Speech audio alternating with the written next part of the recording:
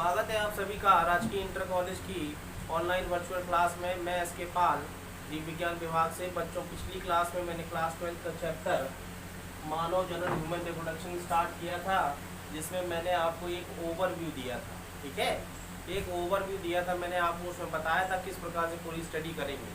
और वहाँ पर हमने आपको जो है मानव जनन तंत्र के बारे में बताया था, और उसको मैंने बताया था आपको कि कौन कौन से स्ट्रक्चर्स जो है, कौन कौन से ऑर्गन्स पाए जाते हैं ह्यूमन रिप्रोडक्टिव सिस्टम में, मानव जनन तंत्र में।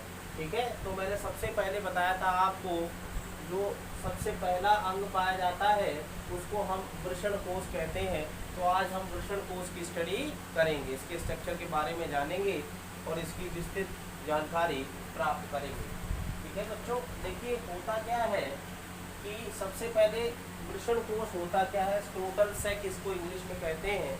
और ये होता क्या है कि स्क्रोटल सैक जो है ये हम जो है ह्यूमन्स के शरीर के बाहर पाया जाता। पहली बात तो ये कि बाहर पाया जाता, शरीर के अंदर नहीं पाया जाता।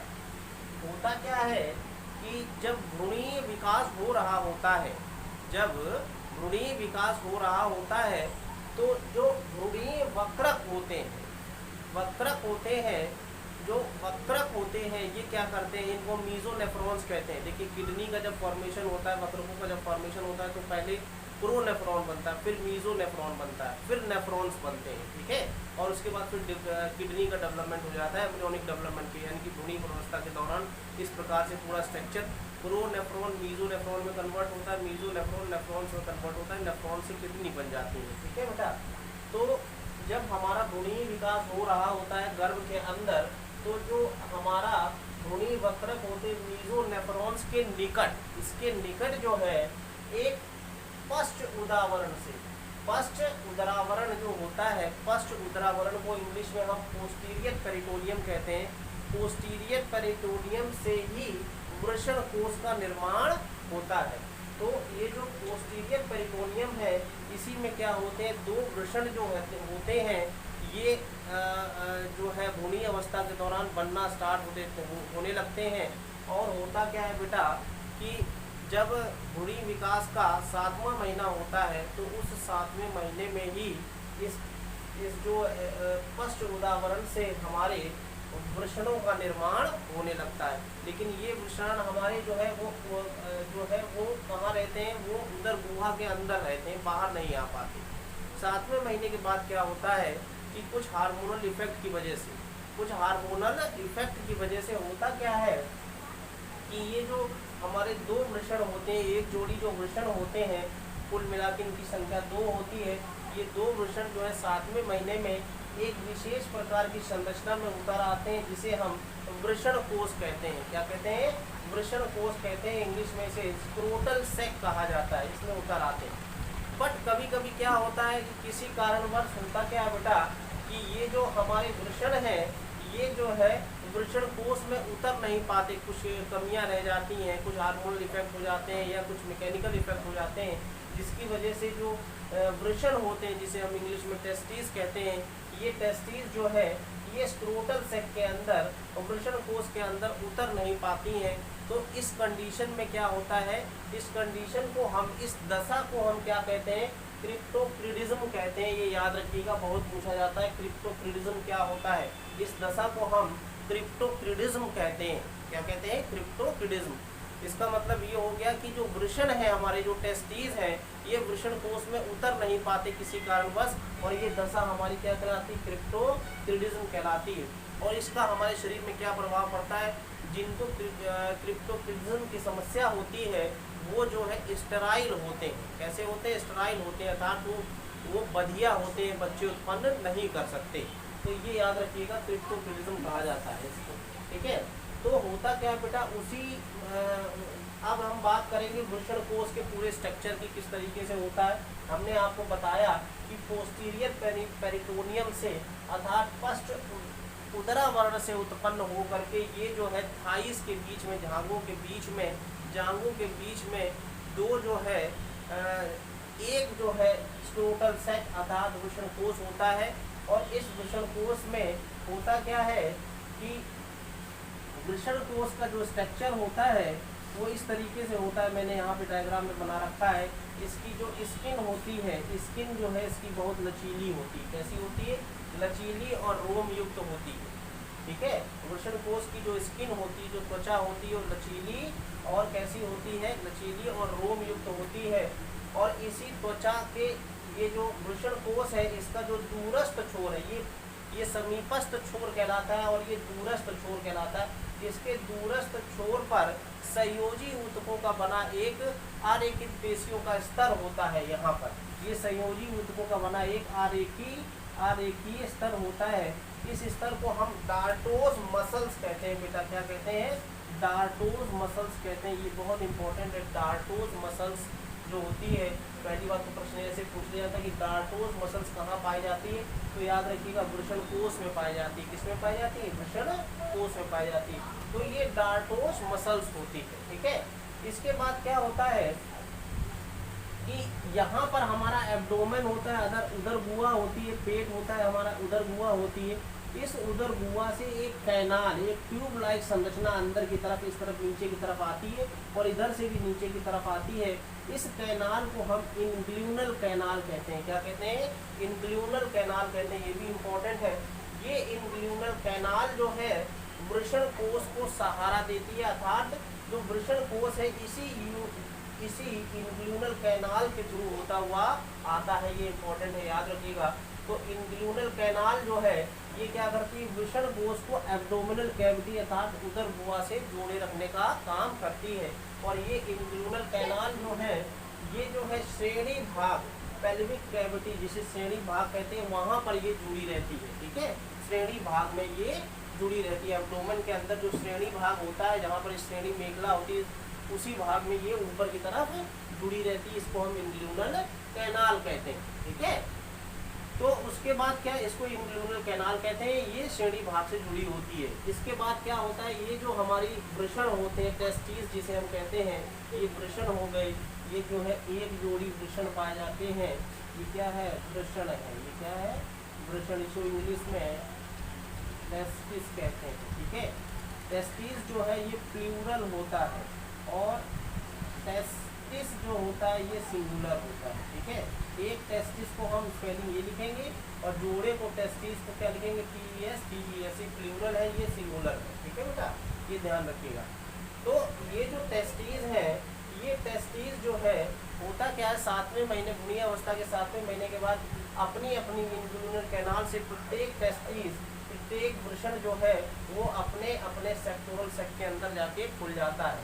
और ये जो सेक्टोरल सेक है, इसके बीच में एक खड़ा सेप्टा पाया जाता है। सेप्टा का मतलब जो होता है एक पर्दा पाया जाता है। इस तरीके से ये खड़ा सेप्टा पाया जाता है। ये जो खड़ा सेप्टा है, ये सेप्टा जो है ये टोटल सेक को 2 बराबर भागों में बांट देता है। और प्रत्येक कोश के अंदर, ये पहला कोश है, ये दूसरा कोश है, और प्रत्येक कोश के अंदर एक एक वृषण आ करके यहाँ पर टिक जाता है। याद रखिएगा। और ये जो टेस्टिस हैं, ये नीचे की तरफ जिस गद्देनुमा स्ट्रक्चर पर टिकी होती है उसे गुबर्निकुलम कहते हैं।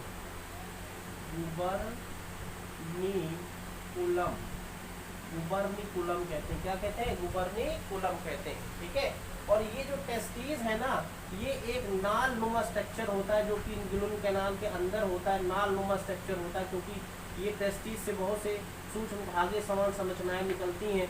ये जो है इस नाल के अंदर प्रवेश करती है। इस नाल को हम स्पर्मेटिक कॉर्ड कहते हैं। क्या कहते हैं बेटा? स्पर्मेटिक कॉर्ड कहते हैं। याद रखिएगा, स्पर्मेटिक कॉर्ड कहते हैं।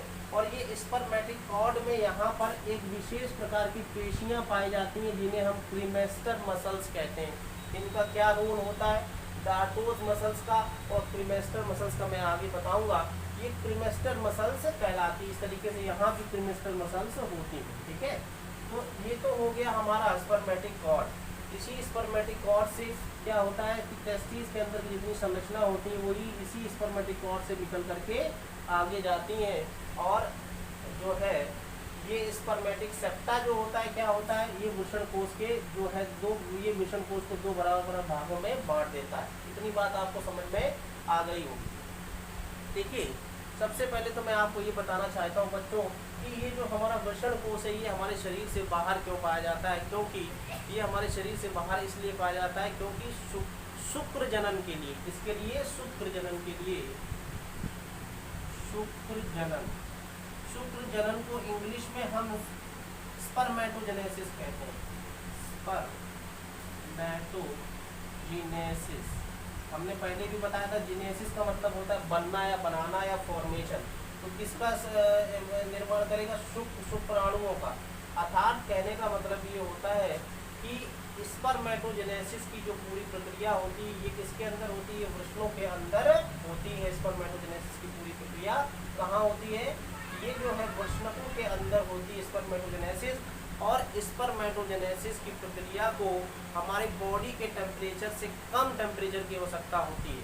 जो हमारा बॉडी का टेम्परेचर होता है उससे कम टेम्परेचर होना चाहिए, तभी स्पर्मेटोजेनेसिस शुक्र जनन की प्रक्रिया पूरी हो पाएगी, अन्यथा ये प्रक्रिया पूरी नहीं हो पाएगी।